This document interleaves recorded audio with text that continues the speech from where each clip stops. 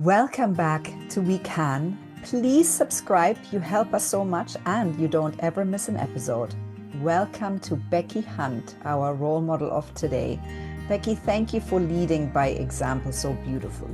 You support mums after child loss and how to rediscover joy. You wrote a memoir, Joy Does Return, which is for anybody who's lost somebody and wonders if they will ever feel the same again. It's about learning that joy can coexist with grief and sorrow.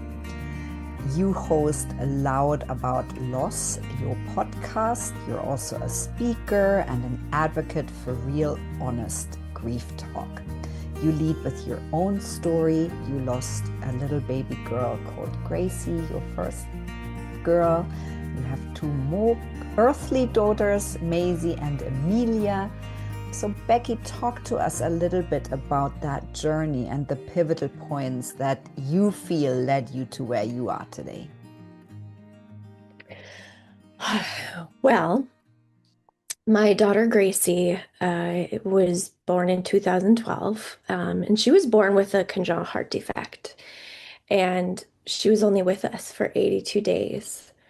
But in those 82 days, I saw this teeny tiny 6-pound baby just beam with light, and every nurse, every person that would come in to her room, she would just light up. And she had a lot of ups and downs, a lot of unexpected trips to the emergency room and surgeries. And, she got pneumonia, like all these things like thrown at her. Mm. But she still like kept going. Mm. And to see a person, that type of perseverance from a baby, like I used to read her books beside her bedside, and she would just stare at you in a way like she was telling you stories Mm. with her eyes just by looking at you. And it was something I've never seen in a baby ever before, but it was so beautiful. And even though we had hard days, we had good days, we had amazing days where, we were excited to bring her home, and then, she would crash again and it would be pushed back. But she just still kept keeping on. And fast forward to, I had another baby after Gracie, not too far long after. Um, and I also was diagnosed with stage 3A melanoma cancer Mm. just 2 years after Gracie passed away. Mm. And I don't think I could have gone through that 2 years of treatments at Mayo Clinic. I don't I don't think I could have gone through that journey with my head held high, with, like I used to bring my camera to my cancer treatments, which is crazy. But like when I was diagnosed with cancer, I would look on YouTube for like, what does cancer treatment look like for this?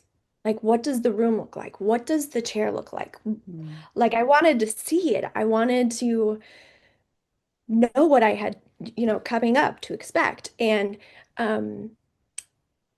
and I didn't find anything. And so I'm like, I'm just gonna take my camera. I'm gonna show people. Yeah. And I don't think I would have been able to show up like that without experience experiencing Gracie, um, and her perseverance and her strength. And um, later on I was diagnosed with a couple of other things like I have type 1 diabetes, I have Graves' disease, like all these things. I was told because of the cancer I couldn't have any more, biological children, and it was too dangerous. And 5 years outside of, that cancer being removed, Um, I wanted another baby more than I had ever before. Mm. And something I was doing in that 5 years was, praying for just to be content with, one living child. And I did not feel content. Like God did not put that in my brain, right? I asked my oncologists, um, what do you think about me trying for one more baby? And they said, you know what, you are the healthiest patient we have, and you should go for it. You should do it. And we had another baby. We had another miracle baby, Mm. Maisie. And um, I just, I learned so much about resilience in the time that I had with Gracie and my cancer story and all my baby stories. And, um, I just, I think that writing this book um, really allowed me the most amount of healing that I've ever done. And um, even like reading my I'm recording the audiobook right now, so like I'm reading it back to myself out loud for the first time, and I have to like pause and like think, holy macaroni, I went through that. Mm. I did that. And it's eye-opening and it's so healing just to write down everything. Yeah. Becky, I know that I'm not sure if you always had God on your side, but you found God definitely in that journey and you really dug deep. So we're going to talk about that, but talk to us about your book. What was it like writing it? Did it feel like some sort of healing exercise on top of obviously leading beautifully by example? And you do that on social media and in your book, where you write down about your experiences and you share all the sort of lessons you learned, because that is making the journey for other people easier. Mhm. Yeah. So I didn't start writing this book until 10 years after Gracie had passed Mm, away. So when I had decided to start writing it, start writing her story down, my story, um, I wasn't all gung-ho about it. I was like, I feel like God is telling me, like, Becky, you need to write this book. Write it down. Even if it's just for you. mm, Write it down. And so I started just writing down things here and there that I remembered. I'm like, oh yeah, yeah, I should write that down. I should write that down. I had like blog posts to look back on when Gracie was alive and to remember the little details that you mm. forget over 10 years, right? Yeah. Yeah. And as I was writing like Gracie's story back, I was remembering things that I completely forgot about. Maybe it was like a trauma response, like you just kind of put that out of your head, right? And there's still, Mm, and I talk about it in the book, but there's still some moments like after her open heart surgery, walking into her room and seeing her for the first time. I do not remember what I felt. I don't remember exactly what I saw. So mm, I had to ask, my sister-in-law who had gone in the room along with me, like, what do you remember? Like, what was my reaction, And just remembering details that I don't know, it was so healing. And I cried so much. I cried so much. mm, Probably more than I've ever done like in therapy or anything like that, just talking about it. But mm. like just I had written the entire book, um, you know, from start to finish. There's never really a finish, but to where we are now. Um, and I was ready to publish it. I was ready to just put it out into the world. I'm like, it's time. Let's go. It's ready. And then God kind of humbled me and he said, Becky, no, it's not finished. You need to write it again. And he told me to write about the healing that I did the first time around in the second Mm, version, yeah. right? And so I just I went through and I read everything again and then I put more of God into it, and I wanted this book originally to be for just anybody, even if they don't have faith, even if they believe in something else, I wanted it to be for everybody. And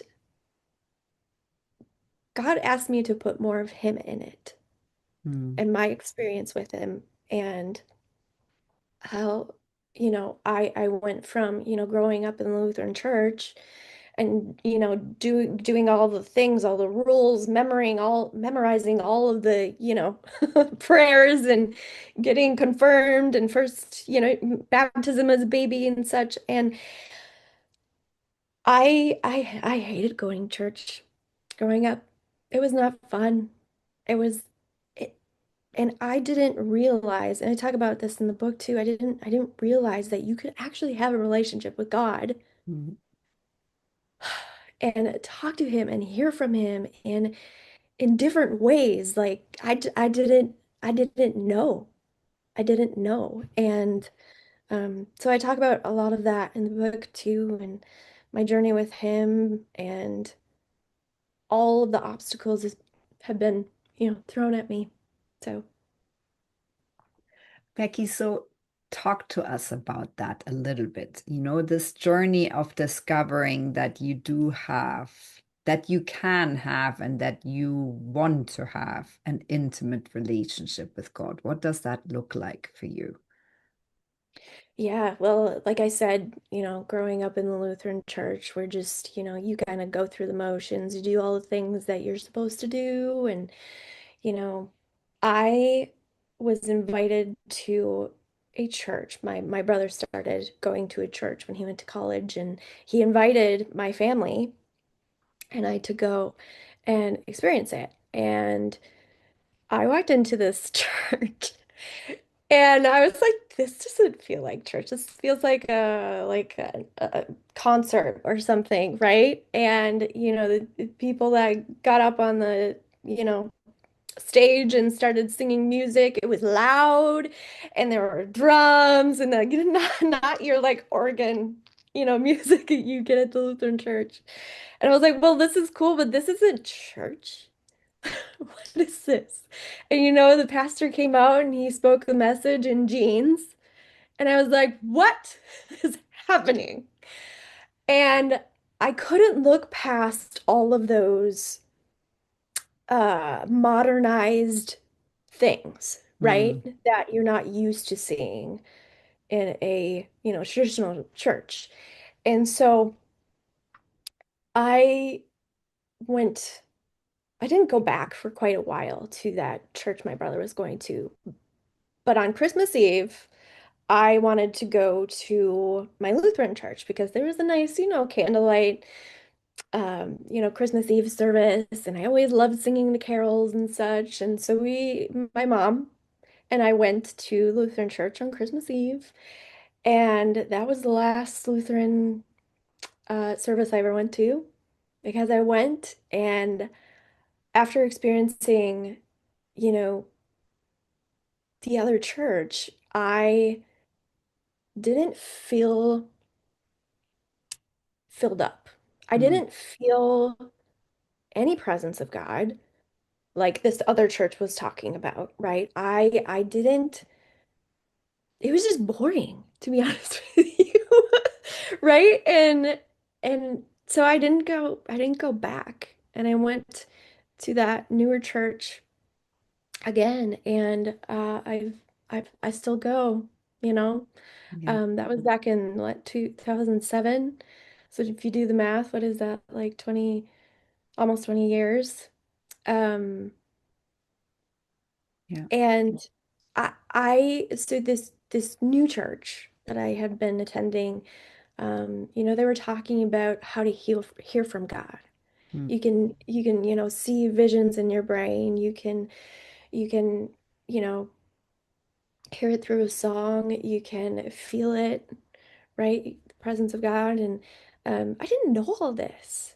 Nobody had ever told me all this or how to pray, because I had always just prayed, now I lay me down to sleep. I pray the Lord my soul to keep, like the one that you memorize, Yeah. growing up. And um I didn't know any of it. And I started to pray, simple prayers and talk to God about my life and um, just asking Him questions.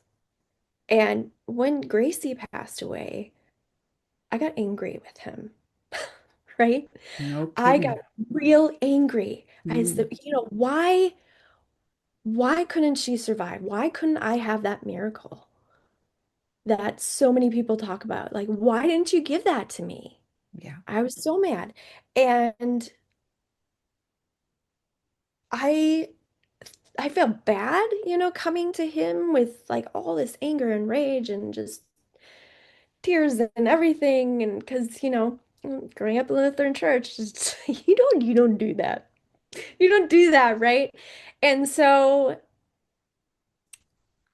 he gently and slowly softened my heart Mm. over time. He sent me people that have experienced the same loss that I have. And he's sent me, more babies. Um, and he's kind of changed my perspective at how I look like at everything. And slowly I started to feel joyful again when I started to do some of that healing, some of that writing, some of that, dancing in the kitchen, just, doing what feels right. And slowly that joy, finally came back. And, still have my moments of when I'm just so mad, so angry that she isn't here, especially when I watch, my two girls playing and, growing up. And I'm just thinking, I wish Gracie was here. Why couldn't she be here? Yeah. Um, but they are my joy too.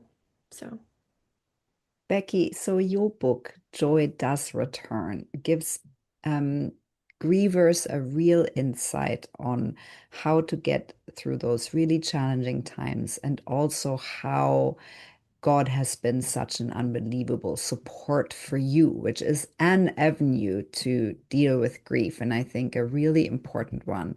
And I've interviewed so many grieving moms, and it's really a through line through so many stories. And I think whether people believe or not believe, or whatever they believe in, it is a real source of comfort and healing. And so I'm so thankful that you wrote this book and you laid it all out there for people to give them an avenue of what could support them on their journey. And also showing that you are here now, right? So you had to go through this terrible, terrible experience, and actually you have found a life that is full of joy, also sorrow and grief sometimes, but a lot of joy. And so give us some advice, Becky, for parents who are in those, really grieving days. What would you tell them now? mm, um, in the Bible, it says that our prayers can still be sighs and moans and groans. And when you're newly grieving, like you're so tired, you're so Mm, exhausted.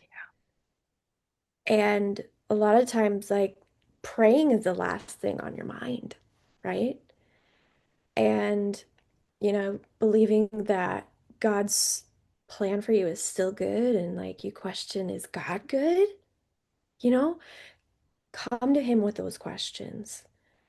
Um, it's okay to have silent prayers. It's okay to just like sit on the floor, fold your hands and just like think about Him and cry and ask those questions in your head because He can still hear them, mm, right? You don't have to speak out loud. You don't have to have the perfect words to pray, right? And that believing when you question if God is still good, like I never once didn't believe God didn't exist, right? I always thought He existed. Like, how else would we be here? Right? But I question if what He was doing was good, or if, the question that all of us bereaved mothers think, like, why did you take my baby? yeah. Why did you need them? I need them more, Mm, right? And over time, God showed me that He didn't take them. He doesn't take them. We just live in this broken, messed up, crappy world. And, surgeons can't always fix everything. Like they're human too. And, Gracie's heart failed.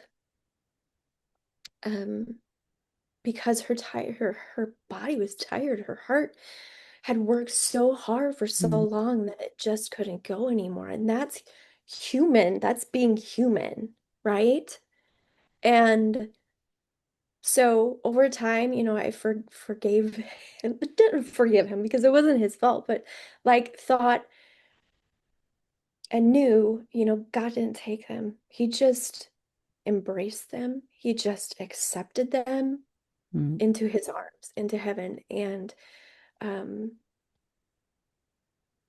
and loves them, and we're gonna see them again, And something that's always brought me comfort is, how the Bible says, um, one day in heaven is like 1,000 on earth.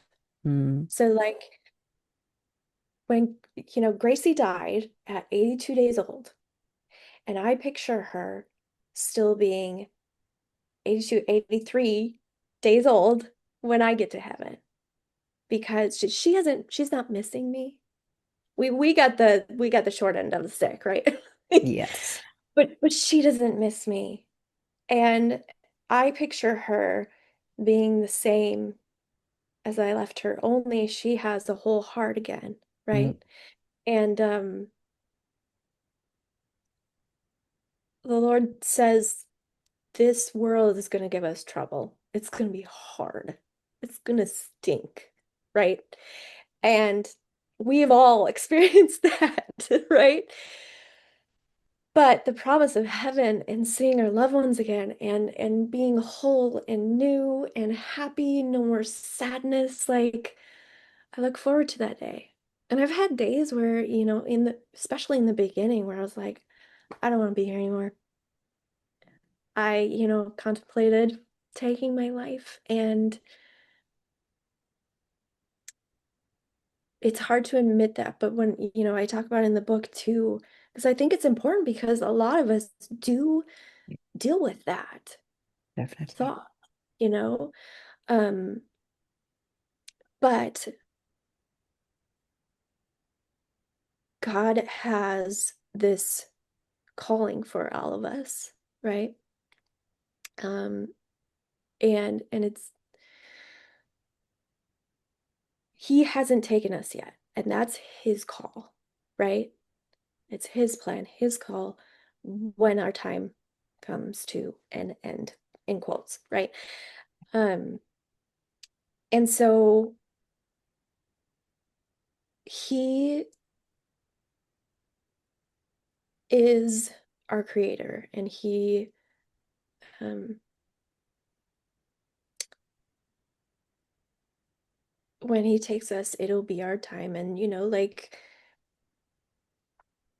right now, like we're still alive for a reason. Like we still have work to do for him, right? So yeah. Yeah. Thank you, Becky, for being vulnerable and authentic to your story and for saying it all, because I think these are all thoughts that people who grieve have. And you give them permission to, feel okay for having those thoughts by saying it out loud. Becky, so what do you feel matters to you most now, and how do you want to matter? Hmm. Well, I mean, to start with this book, like Yeah. God Hold it up for us, called. Becky, so we can see Yeah, it properly. Yeah. right Joy here. does return. There we are. Yeah. God called me to write this book. He called me to share my story. Um, and he's called me to speak in front of, women that have lost their child or lost, hopes and dreams, or it's not just about, Mm, loss of a person. We mm, lose a lot of people, we grieve a lot of things in our lives. And I want to talk about it more because, you know, we just don't society just doesn't allow us that space to talk about grief or to talk about our children that died, right? yeah. I all the time I'm told like so told things like, oh, she's in a better place, or oh, you'll have more children, or God needed another angel. Like, no, he didn't. He has plenty. And that's not what happens to us when we die, right? We don't turn into angels. But, I talking about grief, talking about our losses is so important because when we hold that stuff in, we don't talk about it, it gets real ugly and it gets real hard to Yeah. live with that on your own. God, yeah. And yeah, I've had so much healing from just sharing my Mm, story. mm, And I fully believe that, there are a lot of women that feel like they don't have permission yeah. to say, what's on their heart. Yeah. And so I want to be that person that tells them that they can, right? Yeah. Yeah. And that's exactly what you do. Becky, so I'm sometimes or often, I think, I'm in my mid 50s and I still don't have a manual on how to really support friends that go through hard times, whether they have children that are sick or losing a loved one, and we fumble our way through. Is there a bit of a do's and don'ts that we can quickly lay out there, which I think is always so helpful because everyone who goes through challenging things and then puts that out there, it gives us a bit of a manual and a framework from within. We feel a bit more confident in actually supporting friends and family. Yeah. Yeah. Well, I make a lot of videos on this kind of stuff. Yes, and we love Um, them. yeah. Um, because I feel it's so important to spread that awareness. Um, and a lot of times as bereaved mothers, we just don't talk about it. We don't bring it up. We don't say, when we get the question like, "Oh, how many kids do you have?" Mm, We have to make a hard decision in that moment. Are we going to go there, or are we going to feel guilty for not going there? mm, And um So really just, when you ask somebody and they open up about their child that passed or their miscarriage they had, ask them more about the baby. Mm, Ask them, do you have any pictures of them? Can I see? Um, what were, if they're an older child, what did they like to do? mm, What was their favorite thing? Was their like, tell me more about them. Like, invite that conversation in. That's huge. yeah, And likeliness of making a new friend, right? yeah. That's going to happen in that conversation. Um, but as far as like, newly grieving, because I had so many people in my life disappear after Gracie was born. Mm. But even more people disappeared after she passed because people are so worried that they're going Afraid. to, yeah, Mm, they're going to say the wrong thing or they just don't yeah, know what to say. yeah. And that's okay. Because if you don't know what to say, just being there with them, just Mm, letting them talk about their child or talk about their grief or talk about how, the past week has been. Just invite that conversation in. yeah, And it's not necessarily have to be a conversation, just listening, yeah. to them, letting them talk about it.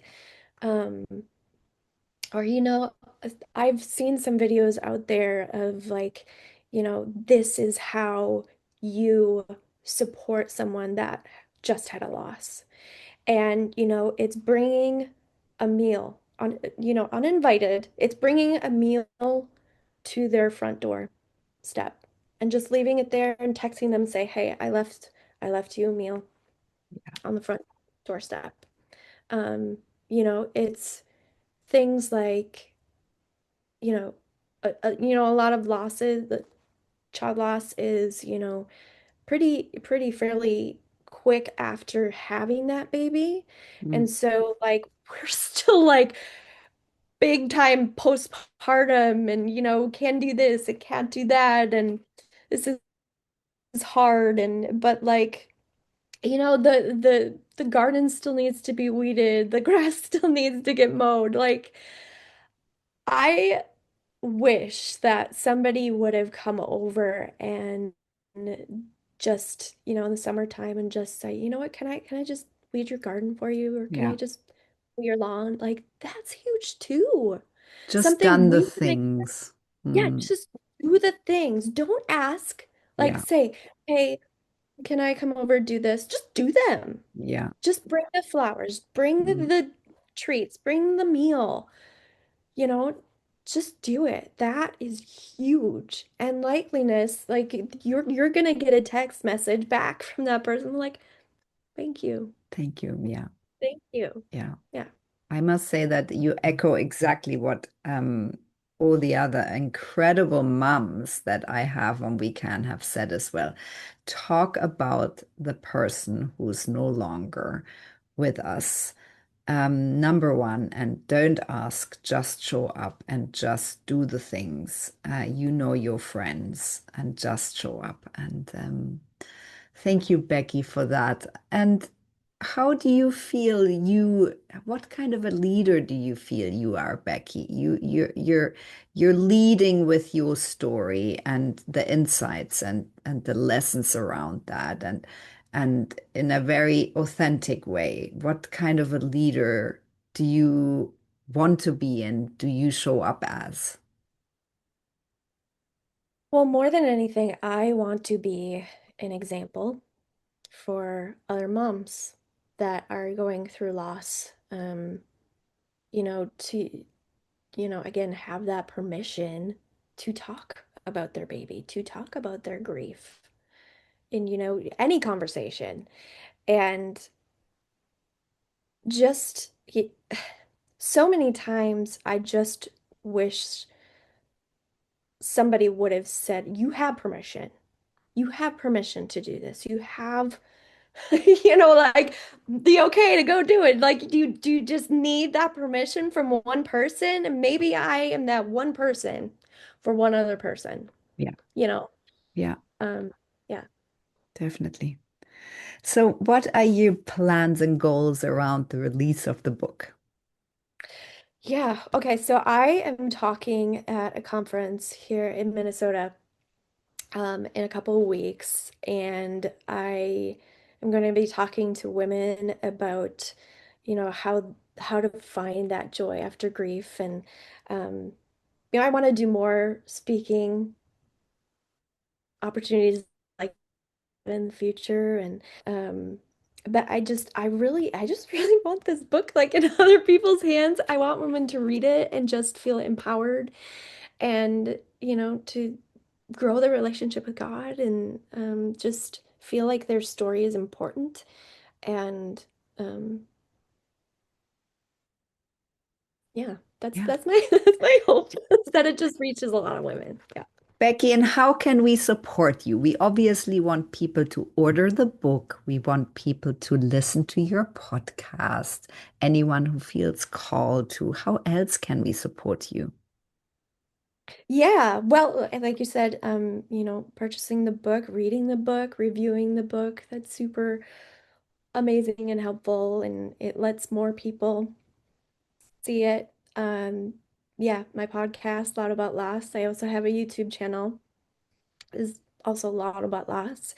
And then you can also follow me on Instagram, at I'm Becky Hunt. I am Becky Hunt. Takeaways could we give our listeners if we had to sum it up? What takeaways would you like them to have from your story? Mm.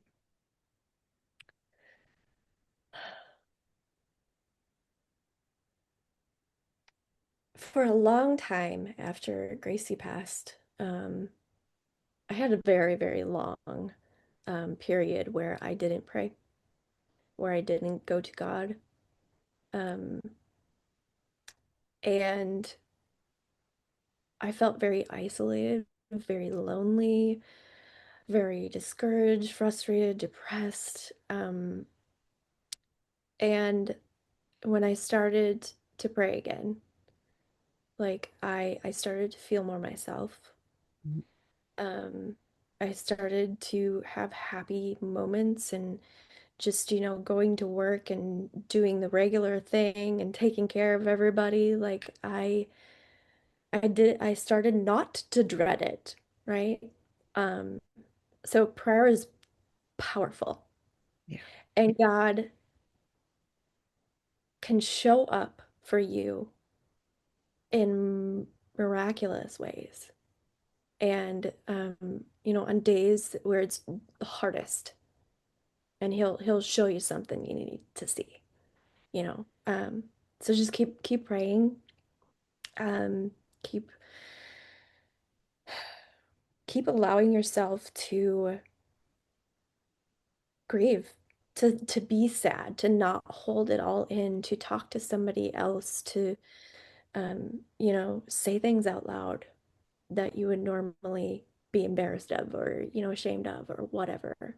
Um, and telling your story even to just one other woman can make that woman feel less alone. And as women, we need friends. We need girlfriends, right? We need people that um to walk this um crazy life with, and because we weren't meant to do it alone. Yeah. Everyone, we're so thankful to Becky Hunt for sharing her story and her insights. Go out and buy the book, sign up on her Instagram. And what are the things that we can do for others today? Mm. Um, I think about, just going out and doing regular things, like going to the grocery store. and standing in line and, waiting to get all your food and stuff checked out. Maybe let the person behind you go before you, or compliment somebody, or send somebody who's struggling with something, send them a text, say, I'm thinking about you. Thank you. Like how would you feel if you got that text today? Right? Be that person.